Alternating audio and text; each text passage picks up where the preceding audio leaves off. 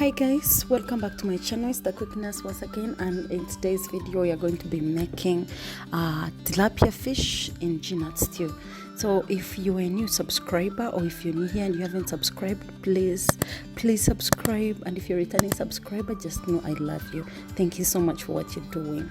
So of course we'll need GNUT paste, we'll need some tomatoes, red onion, capsicum, a carrot, you can add garlic, and then of course our fried or dry tilapia fish.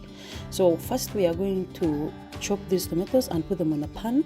Like I'd already done a video about GNUT. I'm going to leave its link in the description box, or you can just look up here and it's going to be there. The link is going to be there. You can watch it and see how I make GNUT paste or GNUT stew. So we first make the tomatoes like any other normal GNUT sauce or whatever you call it. Just season it with some little salt, add in some water because we need these tomatoes to soften up. And yeah, so with the help of a masher, we are just going to make sure they are all mixed together with the water before we just add in our GNUT paste. Put in the GNUT paste and mix that together with the tomatoes and make sure it's all together.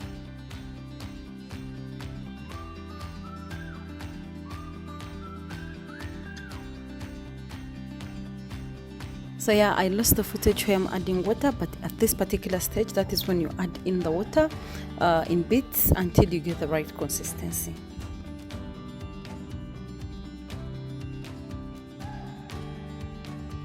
Like you see now, this has been going like for 3 to 5 minutes.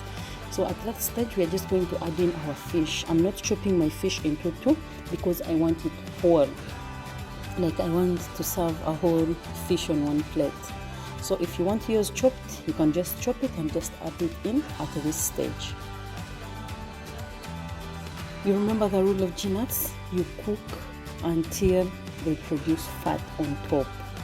So now at this stage, because the fish has been there for like 5 minutes or so, we're going to add in our chopped vegetables. There's the onion, carrots, capsicum, and just make sure they go everywhere, and then we cover this up and let it cook for some minutes until it looks like this. And then we are going to be turning the fish.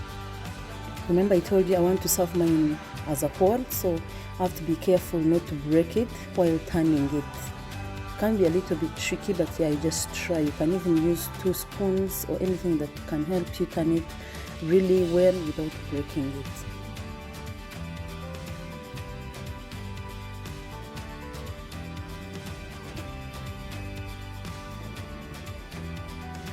Guys, this is a very it's a recipe that needs patience. GNUT is one of those favorite dishes, but they need patience, or else you'd never get to taste the real GNUTs. You have to cook them on low heat and for some good time.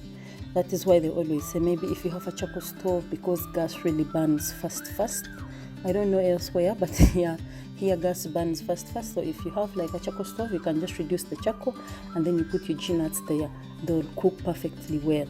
So our stage where we can tell that our GNUTs are ready is here. As you can see, they have produced some fat on top, and yeah, I've started to separate. This has been here like for at least an hour. Been boiling for like at least an hour. That's why it has reduced in volume and it has thickened up. So we just season with some, like put some little salt to taste, and then turn again and remove fire at this stage. Sometimes they say when you put salt, when the GNUTs are still on fire, they will loosen up, or like they don't get any thicker, but I think it's wrong. But yeah, thank you so much for watching up until this time. If you haven't subscribed yet, please do it. Please subscribe, like this video, give it a thumbs up, share the link with your friends, and I'll see you soon in my next video. Bye.